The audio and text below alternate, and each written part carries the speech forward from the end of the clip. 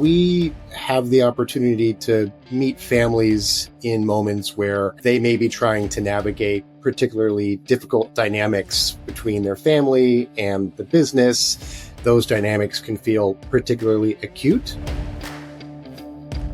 This concept of fairness, particularly in families where you have some family members who work within the company and other family members who do not. There's this question of, does everybody get treated the same? You are right. It gets increasingly complicated. And one might say, more exciting and more fruitful, the opportunities abound, but more complex, to be sure, the further down you go into the generations. We always recommend that it's 2 or 3 people from a representative group to come and talk to us. It's so important that it's not just one person's idea that this is the right thing.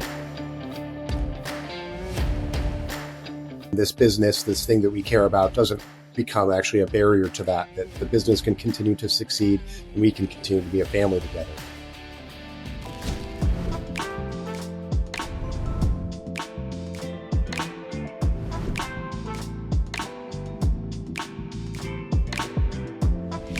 The information provided in this podcast is for informational purposes only and does not constitute financial, investment, or professional advice. The views expressed by the host and guests are their own and do not necessarily reflect the opinions of any organization or company. The host and guests may maintain positions in any securities discussed on the podcast. Always consult with a qualified financial advisor or professional before making any investment decisions.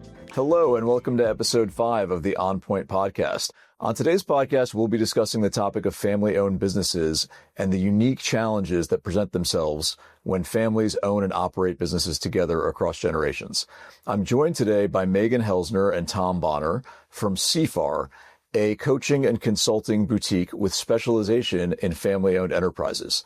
Megan and Tom spend their days helping multi-generational families navigate the many complexities that come with operating a business with multiple stakeholders, multiple shareholders, all from the same family, often across different generations.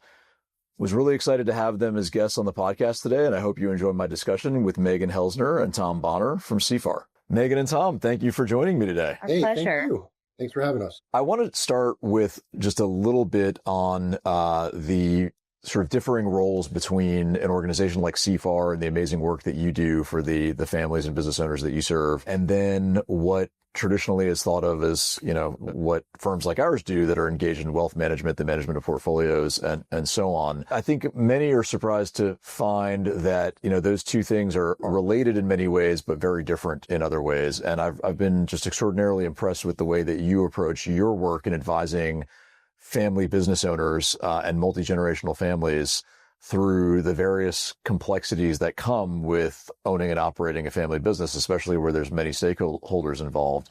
So before we really dive in, I'd love to just have you share with us in your own words a bit about CFAR and the work that you do with family businesses and some of the unique aspects of the work that you do. Sure. I'll start and then please add, Tom. So CFAR is a wonderful complement to a firm like yours, David, and it's been really fun getting to know the work that you and your colleagues do because we as family enterprise consultants see all of the aspects of a family business, whether that's operating company, a family that's interested in pursuing a family office, family foundation, and certainly the family dynamics. So you can say that we sort of touch every one of those areas at CFAR. And as a multidisciplinary firm, we're really seeing these business and family and organizational challenges through a number of lenses, whether that's business strategy or interpersonal relationships across generations, or from a trust and estates perspective, although we are not that. So we really value the chance as consultants to plug in with talented professionals like you with deep expertise in specific areas, because we're kind of there seeing the big picture in our work on succession and family governance and corporate governance. Tom, how do you see it? I think I would add to that, we have the opportunity to meet families in moments where they may be trying to navigate particularly difficult dynamics between their family and the business. And especially when you're dealing with a moment like succession, for example, those dynamics can feel particularly acute. So our expertise is in trying to help families find alignment and come to agreement on how they can move forward.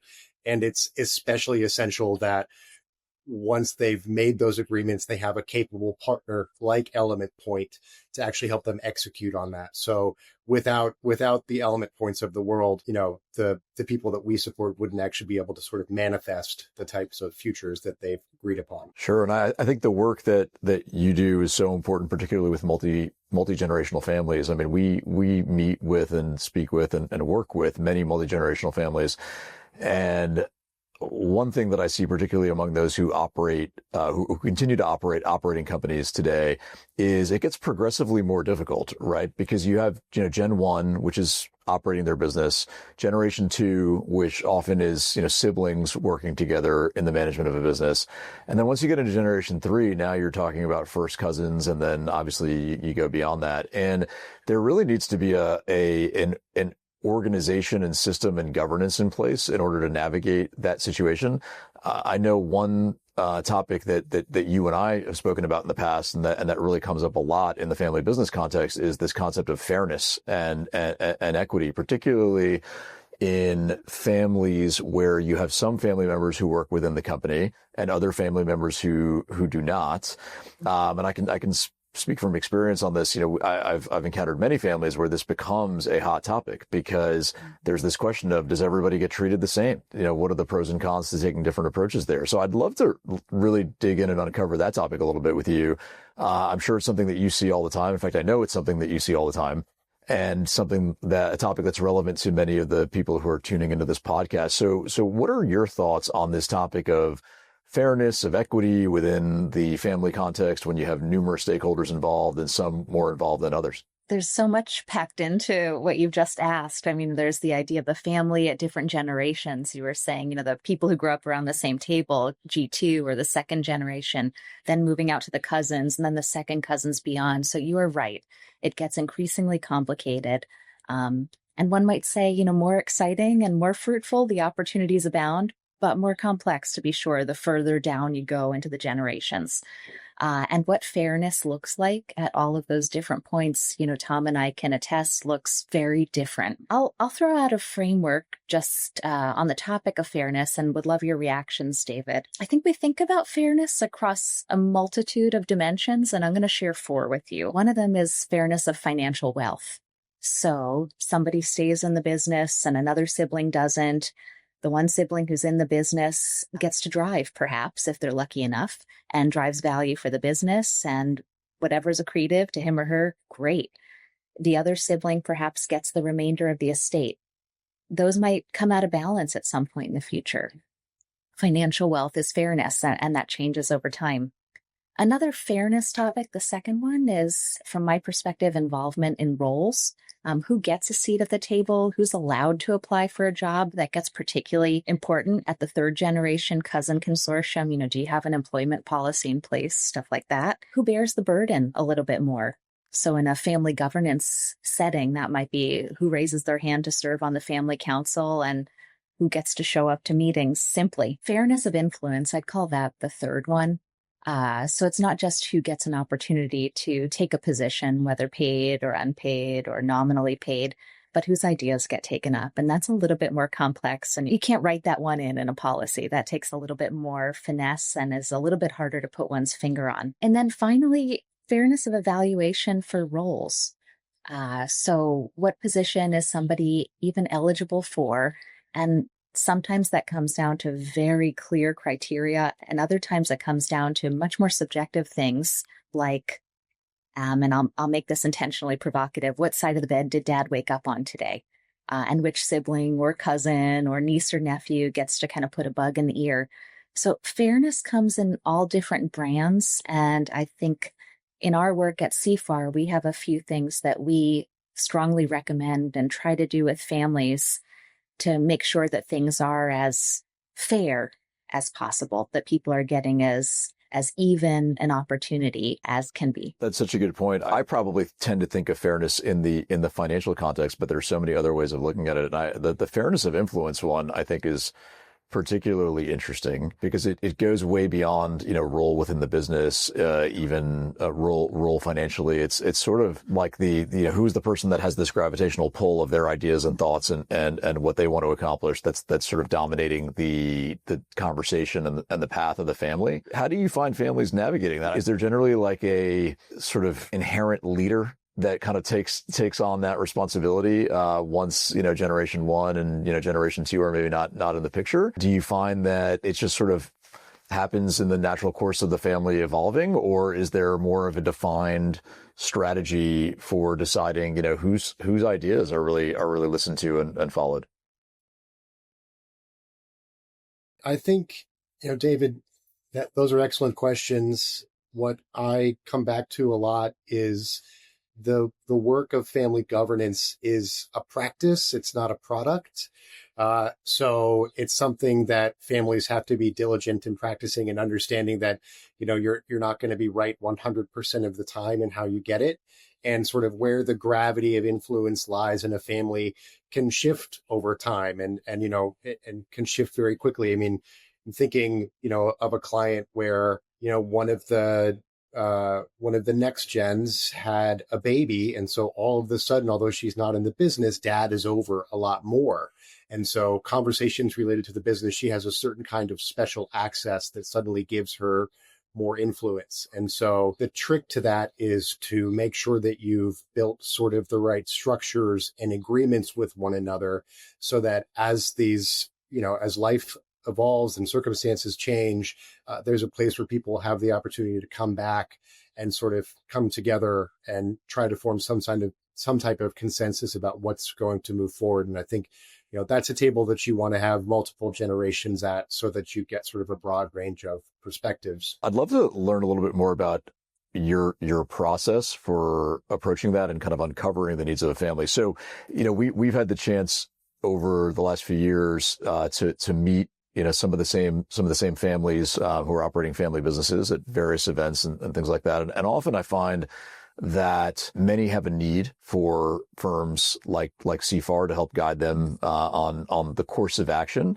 And generally there's kind of, even within a family that has maybe 30, 40, 50 stakeholders, there's kind of one or two people who are driving that process, who are saying, we have a need here as a family and we have to figure out how to address that, and maybe bringing in, CFAR is the way to do that. And I imagine that kind of like when families find us, they know that they need guidance on these topics, but they don't necessarily know where to begin, right? So on the investment side and the wealth management side, we have a process for I would say issue spotting, right? Number one is sort of learning and issue spotting, and then taking a particular path based on that issue spotting process. What is your process like? A family comes to you and maybe there are 40 stakeholders.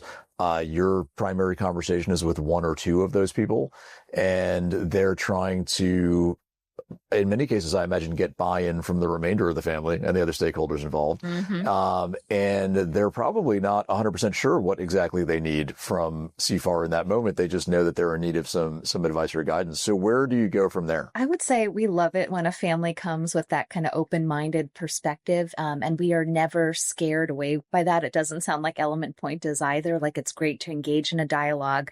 Back to the influence thing, and I'll tie it into this, is we think it is so very important when a family first comes to us, or when we're in conversation with a firm like yours or a favorite attorney or accounting firm, and we say, hey, we know a client who could really use a service like yours.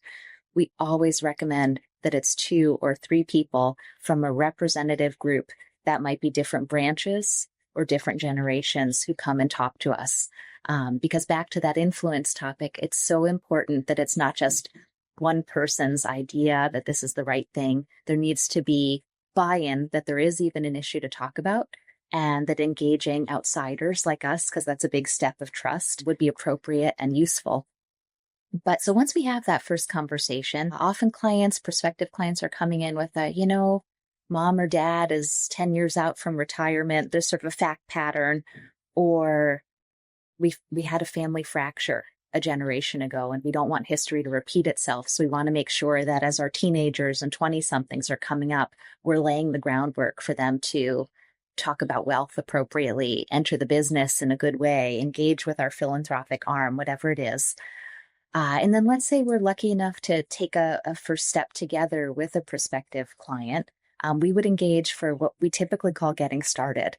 And Tom and I we're doing this regularly with clients across the United States.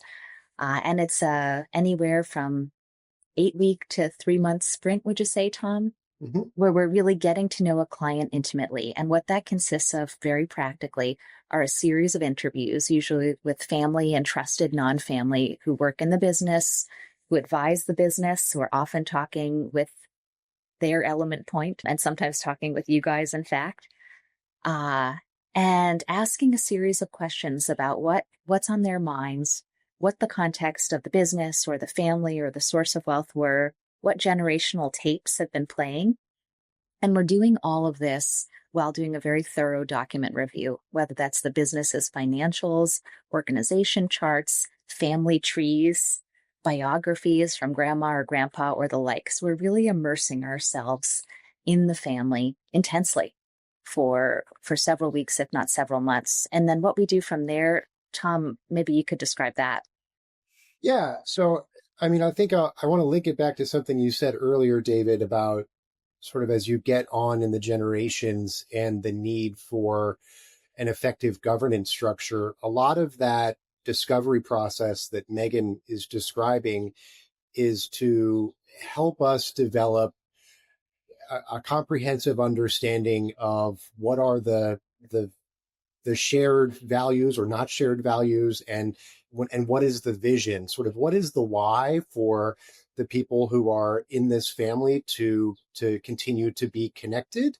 And then we typically take all of our findings. We sit down with the family members. We might do sort of an initial first pass with that small group that you were describing to say, so if here's what we've learned. And then we want to take that out to the broader family, whether it's in one meeting or multiple meetings, to sort of share, here's what we heard from you. And that's very genuinely to sort of collect reactions and see, are people taking this in as true to them? Because they may realize that they felt isolated this entire time, but in fact, many people agree with them. Or maybe they thought everyone agreed with them, and in fact, they were sitting on the periphery the entire time.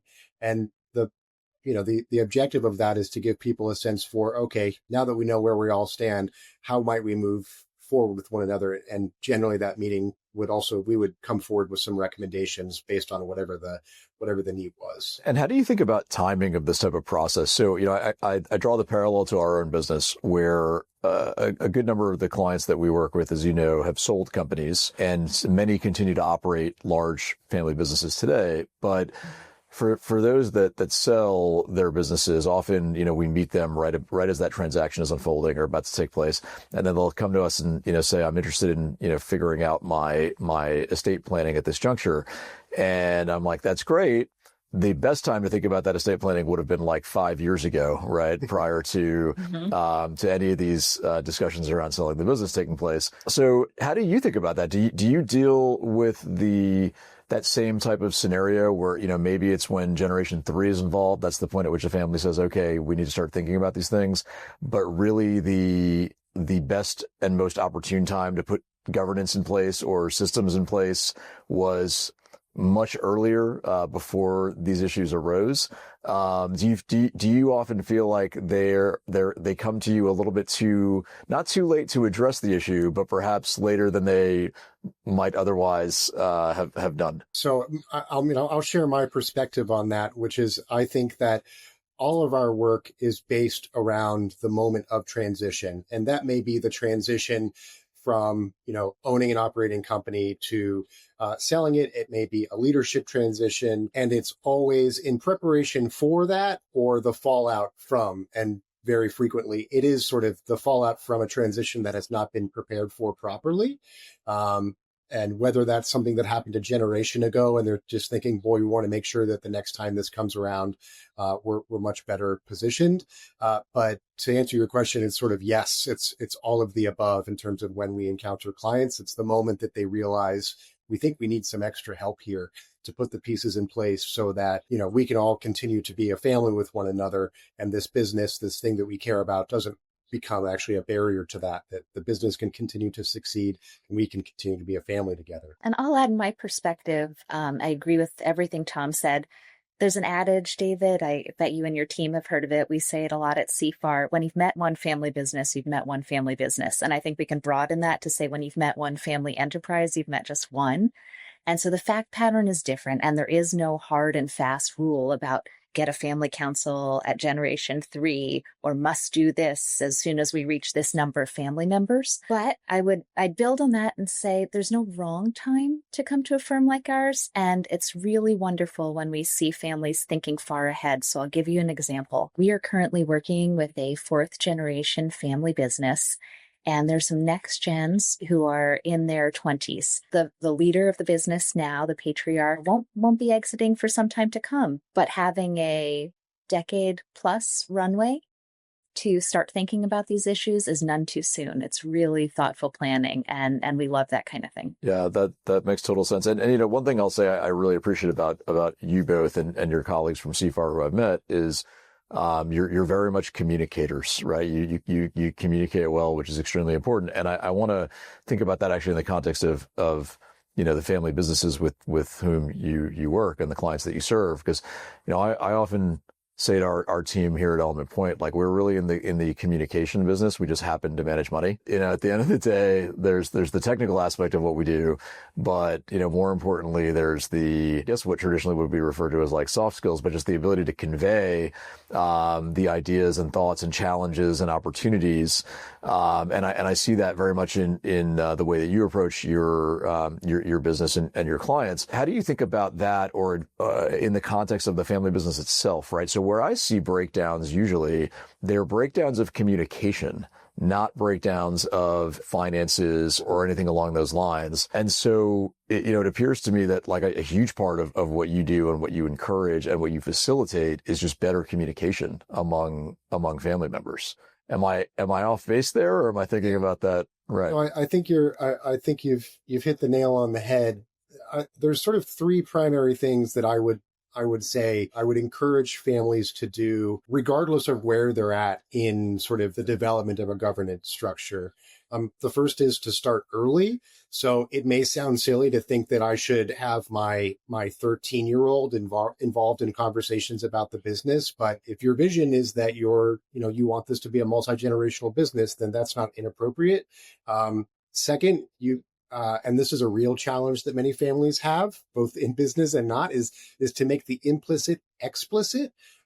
Very often we see families that sort of everyone's going along with a sense for what will happen without ever actually articulating this is what will happen in the future. And that might change, but it's important to have something stated. And last is to make time and space to revisit those agreements. And that's part of what a governance structure can help with, is just making sure that you're willing to go into a space and consider, here's the decisions we made in the past. Do we still feel confident about those? Does everyone feel like they're being treated fairly in that? And if not, what kind of changes can we make to the agreements that we have, or the roles that we're in, or the decisions that we make in order to sort of continue functioning well with one another? Yeah, and with that communication aspect in mind, we talked a bit earlier about how some people may be involved in the family business and others not. So how do you think about the communication between those? I don't want to oversimplify it and call it 2 groups, but the communication between those 2 groups, right? There can be, so I think about it in the traditional investor context, right? Where you may make an investment in a company and you have, preferred or common shares of that company. And, depending on what information rights you've negotiated for, you may or may not have access to financials and other information that relate to the company, whereas other shareholders may or may not have that, depending on, what their class of ownership is and so on. But in a family business, that becomes a lot more complicated, right? Because it's not just a question of, preferred shareholders, common shareholders, like it would be in a, venture investment scenario. It's family members, cousins, second cousins, third cousins, and so on, who are all stakeholders in this thing. How do you think about information sharing in that context when some of those people are involved in the family business and others are not?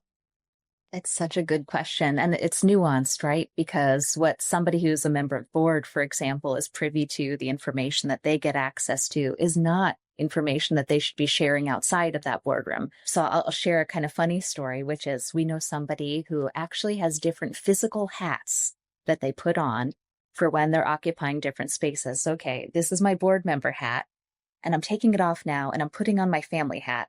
Okay, and I'm taking that off, and I'm putting on my manager hat. So you're right, different types of communication are really important. I'll give you a few concrete examples. I like the concrete that show some of the ways that families we work with choose to communicate. So one is kind of the everybody hat, and that would be an annual family meeting. And we love helping families put together these kinds of things. It's some mix of education and fun and glue to stick together and family history. So one of those might include a tour of a family business site, or might include a visit to the home of the wealth creator who has since sold the business. Who knows? But it's some kind of linking to the source of everything. And that's in person, face-to-face communication, and nothing beats that. And families generally have an appetite for something like this once a year, once every 2 years. And it's a great opportunity for other advisors to plug in and say, hey, let me give you an update on what we've been doing in bite-sized bits that are appropriate from everyone from age 13 on up. Another way that's really important for communication is obviously all of the investor relations type stuff that shareholders deserve to know. And that needs to happen in a very specific way. But there's other stuff that needs to get pumped out to the family, such as employment policies, such as charters for a family council. And a really nice and elegant way that we see for families to communicate is with online portals. So there are all different sorts and brands of this, but we think that this is a really nice way for anyone, no matter their status, employee, shareholder, and everything in between, to gain access to it and never to feel kind of out of the loop. And then on a very friendly level, something as simply as a family newsletter can be extremely powerful and can be a nice way to communicate about job openings. So nobody ever feels like, hey, I wasn't aware of that. Investment opportunities. Something really cool just came across the transom. Maybe you'd like to put in a little bit. You wouldn't have had access just on your own. Birthdays and everything in between. So there's some neat ways to communicate. And I echo Tom. It's about making the implicit explicit and just keeping out in front of people. I think I might add to that, part of what we do with families, and everybody is going to have their own way of wanting to do things, but a big piece of sort of the getting to know stage with the family can be just sort of basic education. If you have a large family, they may not have a sense for, let's say we're talking about a third generation family, and previously everyone was involved in the business some way. And now you have a case where it's a sort of minority of family members are involved in the business. So we might share something like, there's a model that we call influence and control. You may have heard of the 4 rooms model, but something to sort of help make clear that, the spaces and the types of information that are shared at different places and where an individual might sit in relation to each of those, so that they have an understanding, some baseline of, okay, so this is the type of conversation that I have here, and that this is the type of information I should be able to expect to get, as opposed to someone who's sitting in a different space. So if you're in the family assembly space, you're not over in management, making decisions about sort of what color a shirt is going to be in retail. Just making sure that people have a clear understanding of, their relationship to the business, depending on where they are, that their role is.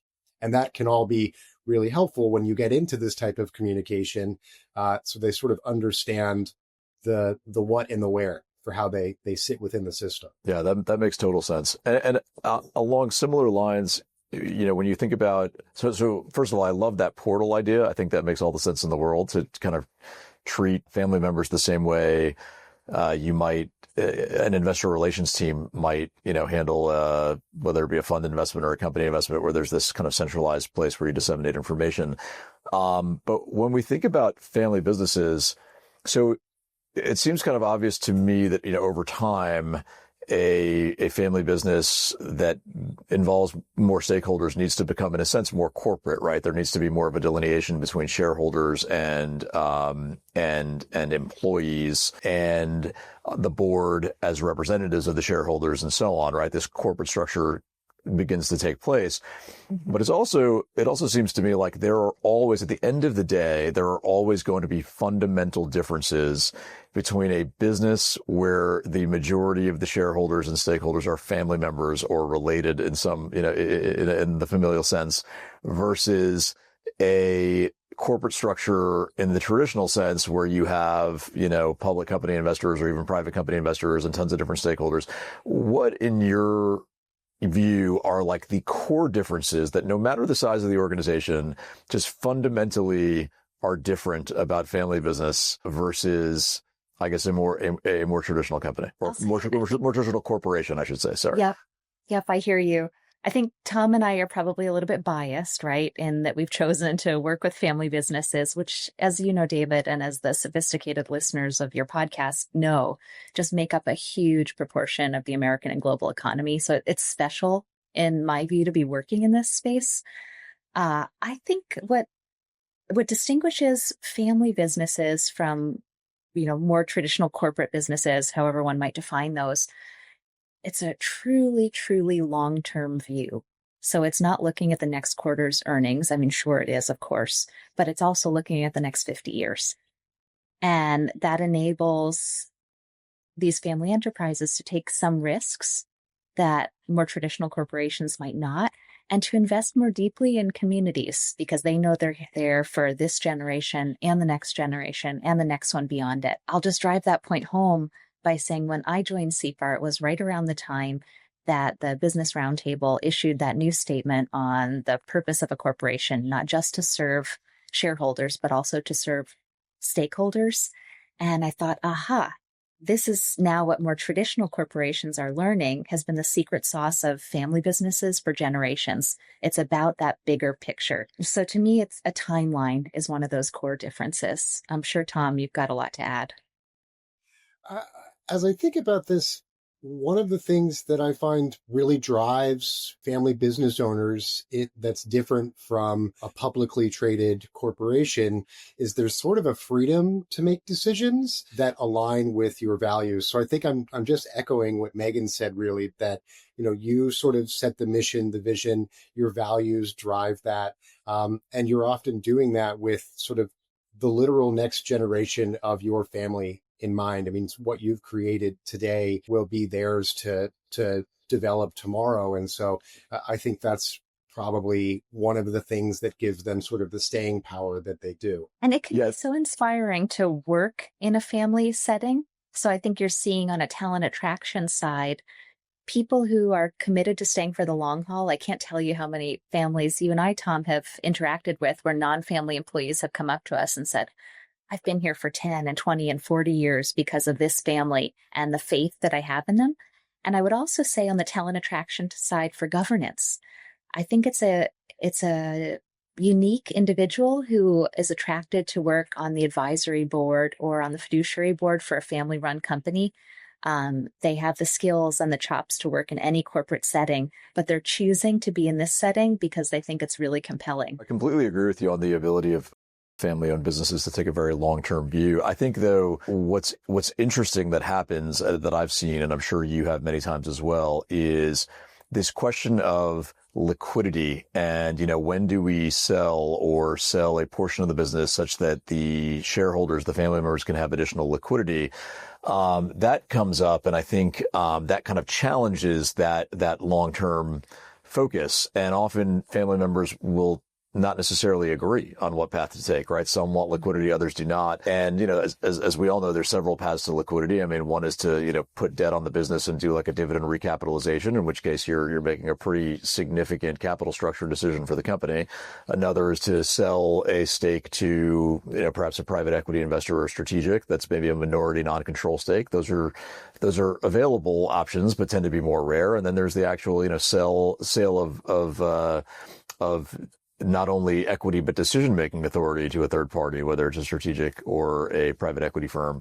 So, that challenges just the fundamental ethos a lot of times of the family business, right? Because it goes from this body, this entity where the family can make these incredibly long-term decisions to one where now there are stakeholders, whether it be a bank that gave a loan or a private equity firm or strategic acquirer that has a seat at the table and say in that in that business. So how have you seen families navigate that issue? And I guess the overarching issue is the issue of liquidity and how to facilitate liquidity for those that want it. So at the beginning of the call, David, you asked us how we interact with other firms like yours. And I think this is a key point where other talented partners really come into play, whether that's the CFO at the family entity or whether that's wealth planners or trust and estates attorneys.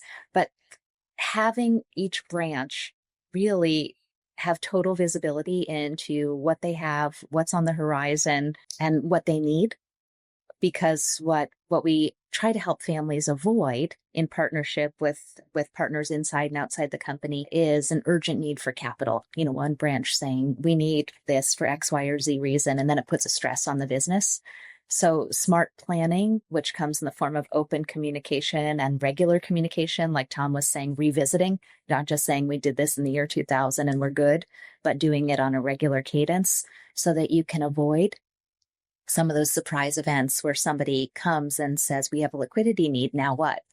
And not have that need change the direction for the business, rather have the business have a plan on what it needs and to be able to accommodate different capital requests over time. That's so interesting. A question for you on the topic of, the scenario where let's say a private equity investor comes in, changes the economics and all those things. What's been your experience, though, as far as how it impacts the family dynamic, right? When for the first time you have a stakeholder, shareholder specifically, that is not a family member, but an outside investor, an institutional investor at that? This is a great question. I've got some thoughts on it. Tom, anything you'd like to share first? I guess I would just say that it really depends on the circumstances in which that third party enters the system, right? Like this may be having a third party, someone coming in from private equity that may represent a windfall to families. That may actually give people additional liquidity. It may give them extra time. They may feel, I'm not as saddled with sort of bearing the burden of this entirely by myself now, especially if they're bringing with them some additional relevant expertise. So there are scenarios where that can be very beneficial and very welcome. And I'm sure there are also systems. Of course, we work with families where that's something that's on the table and there's a tension around it. And the goal is simply to try to get everyone's points of view on the table and build as much understanding as we can. And, there may be hurt feelings through a decision like that, but hopefully there's at least agreement as to the rationale for why. I agree fully. And I love what you said, Tom. I think it's about eyes wide open, no matter what choice a family business is making. Is this a partial or full sale? Is this inviting in outside management, whether that's a non-family CEO or somebody from a strategic investor or institutional? It's always about eyes wide open. And I think that that's our goal at CFAR with the families we serve and with the other advisors who are in the family's orbit. We want to make sure that collaboratively people have the information they need and there's the communication to all of the parties, maybe not just one influential party, so that when it comes time for a big decision, the right people are deciding on it, right back to the which hat am I wearing? Not everybody gets a say, as Tom said. There's the influence side and the control side. But that the family went in with eyes wide open. I think that's our overarching goal, no matter the outcome. Yeah. Well, it seems like successfully navigating the dynamics of a family business really come down to understanding, knowledge, and communication. And I think clearly the role that you and your colleagues at CFAR play is a very important one because it facilitates knowledge and understanding on the part of family members, and then obviously the communication amongst those family members to navigate these situations in a well-informed and well thought out manner. So I'll just add, David, and yes, and it's deeply personal. I said sort of near the top at some point, we're there to help families navigate those really tricky dynamics. And that can come down to, you just feel like your brother was a complete jerk to you at Thanksgiving 2 years ago. And now he wants to, do some deal where they're bringing in, private equity. And what's that all about? So part of our role is to help people we can't go back and mend that, but we can try to bring people to a place of understanding where they don't feel like something is being put upon them, but that they feel like they have the agency when they show up in a room, and they have full understanding. I was going to say, you said deeply personal, I think, all of this, because it's a family business. I would say deeply personal, yes, with a reverence for the history, because it's our belief that founders and next gens in family enterprise are super smart, really interesting individuals. They wouldn't be starting or leading or stewarding these amazing companies or substantial fortunes or big philanthropies if they weren't super smart. And so, what we bring, just as what you bring, is some outside expertise and a bigger sample size, but it's with total humility and reverence for the people who have worked so hard to do what they've done that got them here and to do what they are continuing to do as stewards. Absolutely. Well, Megan, Tom, thank you so much for joining me today. And thank you for the amazing work that you do with families all throughout the U.S. and the world.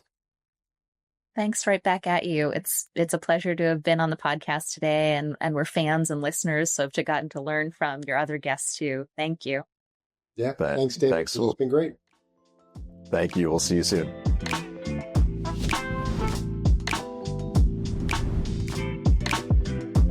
The information provided in this podcast is for informational purposes only and does not constitute financial, investment, or professional advice. The views expressed by the host and guests are their own and do not necessarily reflect the opinions of any organization or company. The host and guests may maintain positions in any securities discussed on the podcast. Always consult with a qualified financial advisor or professional before making any investment decisions.